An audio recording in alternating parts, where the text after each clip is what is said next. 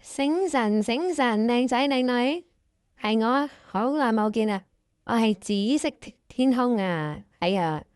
嗱嚟緊呢，聽日就係2025年12月14號田草 A 跑道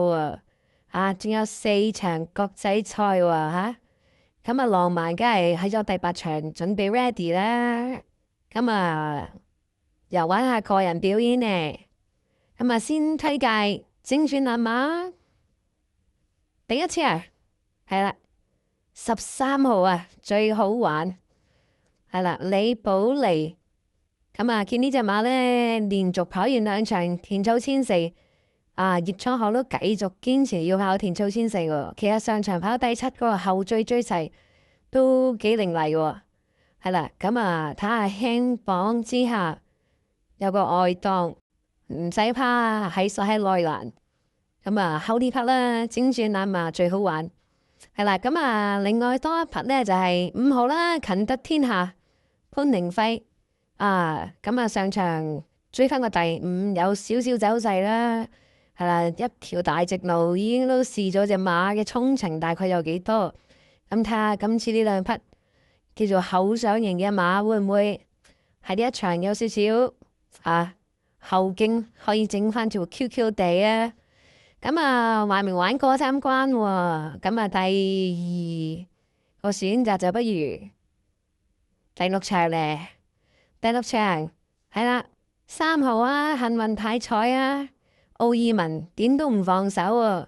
啊，呢隻馬睇翻外地戰績可以贏幾個馬位喎，好誇張。真情戰白都信奧爾文嘅判斷啦，係嘛？咁啊，值得考慮一下。咁另外懶腳咧，我中意隻14號啊，智多多寶杜婉欣係啦。咁啊，上場咧其實4班咩頂磅就報咗快活谷2200，不過就後備補唔出。咁今次咦，居然搵個國際級女騎師啊杜婉欣啊，寧願試下3班田草1800輕磅搏搏。仲係正選啊，優先出賽權，咁啊睇下佢有冇機會輕飄飄嘛，衝翻一席啦。咁啊，最後一場啦，啊，你就揀第9場呢。咁啊，相信啊麥當勞叔叔啦，之前都介紹過啊，九九衛星真情係啦，好大機會係啊麥當勞叔叔建議嘅，信任佢，仲有個耳朵。咁啊懶腳呢？好隻7號嘅皇仁歡星啊，係啦，都係杜婉欣啊吓，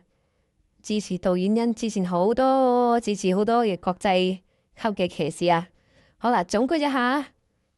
第一場精選藍馬係13號最好玩，跟住仲有呢個5號勤得天下，係啦，第6場呢就中意3號嘅幸運派彩，同埋14號智多多寶，係啦，跟住第3關啊，第9場3號嘅九九衛星啊，同埋呢個7號嘅皇仁歡星。嗱，睇下今次我呢個紫色的天空會唔會發揮小宇宙俾大家啦〜